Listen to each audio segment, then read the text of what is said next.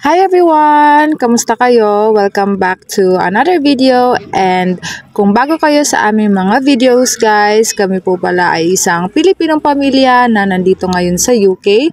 Ako po ay isang nurse at kasama ko na po ang aking asawa at anak na naninirahan dito sa UK. So for today's video guys ay Mother's Day and it's Sunday, so God first.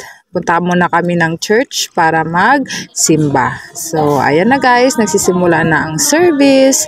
So, may mga paganito pa guys na pakanta kami dito. And after dito guys is pupunta na si Adriel sa Sunday school.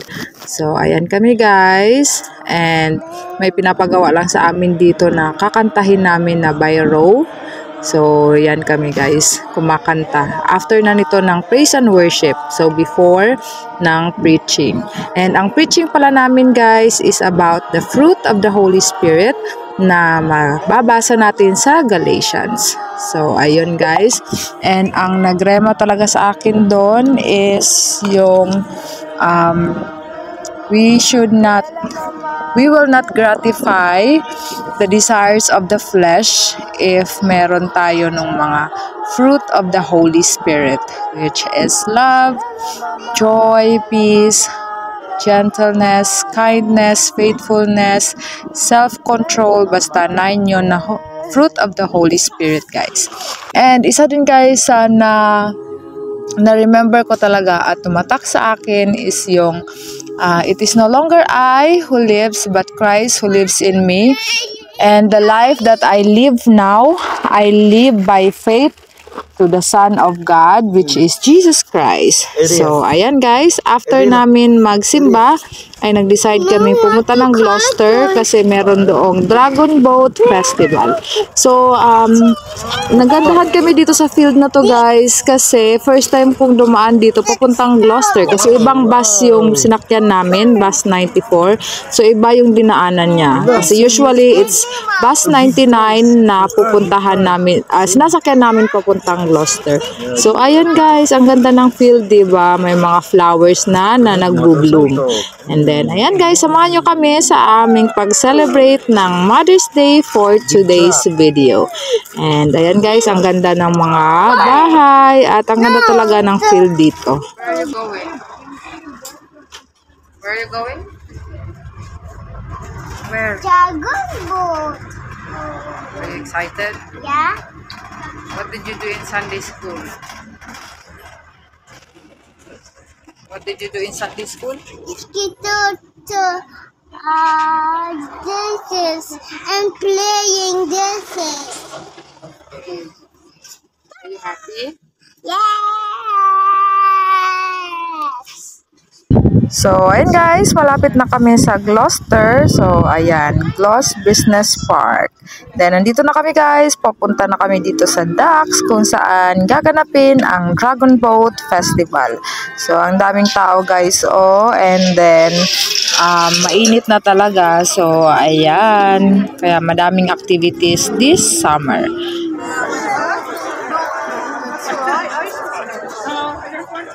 Wala namang baby dyan. Puro ano yan, matatanda yan. Wala namang baby dyan.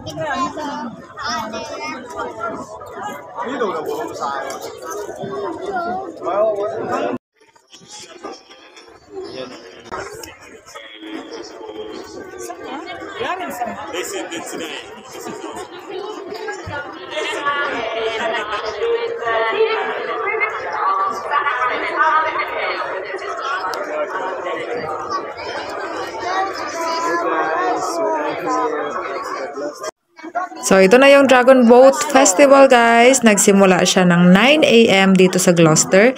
So, ang ginagawa nila, guys, is pupunta sila doon sa dulo muna. And from there is magre-racing na sila papunta dito sa daungan na yan. So, kung sino yung manalo, guys, so may 1, 2. So, yan yung dalawang team na magkukumpit.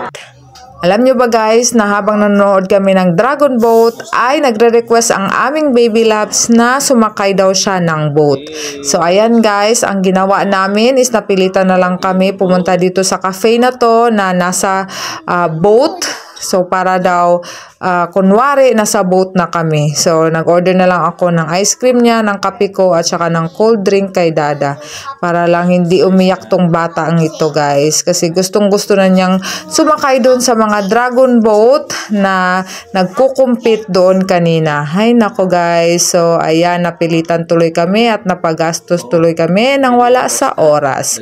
Ayan ang aming baby loves, nag-i-enjoy sa kanyang ice cream. Ito talaga ang aming baon guys. So meron kaming nuggets, bihon at saka Shanghai para lang talaga makatipid guys. Nagbabaon talaga kami every time na lumalabas kami para iwas gastos. So ayan, nandito lang kami nakaupo sa gilid kasi sobrang init doon sa mga may table guys. So dito may shed konti kasi church itong sa likod.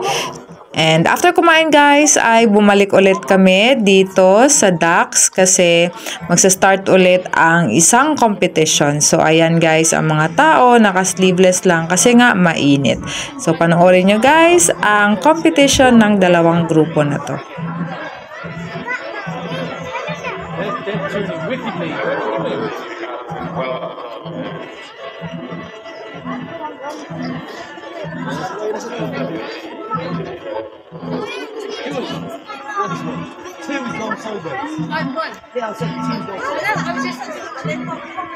Ba't yung isa liko na? Sa wrong way. Tata? What did you do?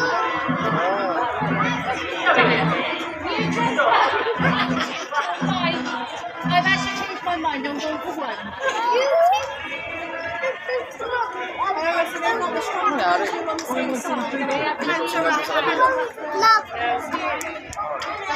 Number one, number one. Yeah. I think if you watch the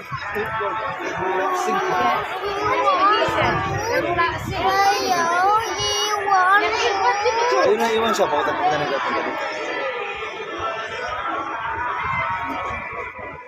So, ang nangyari guys, ang kalaban nito ay naiwan doon sa dulo kasi naliko sila, sumali ang kanilang pagsagwan. So, after nyan guys is umuwi na kami pero dumaan muna kami dito sa mga birds na to. Pinakain namin sila ng bread at ayan. So, andito na kami sa bus guys. So, pauwi na kami niyan. Ang aming baby loves ay pagod na din sa whole day na gala namin. So, ayun guys, ang aming activity ng Mother's Day. And thank you so much sa inyong panonood at salamat sa inyong pagsama sa amin. So, ayun lang guys for today's video. Maraming salamat sa inyong panonood at pagsama sa amin. See you on our next one. Bye-bye! God bless!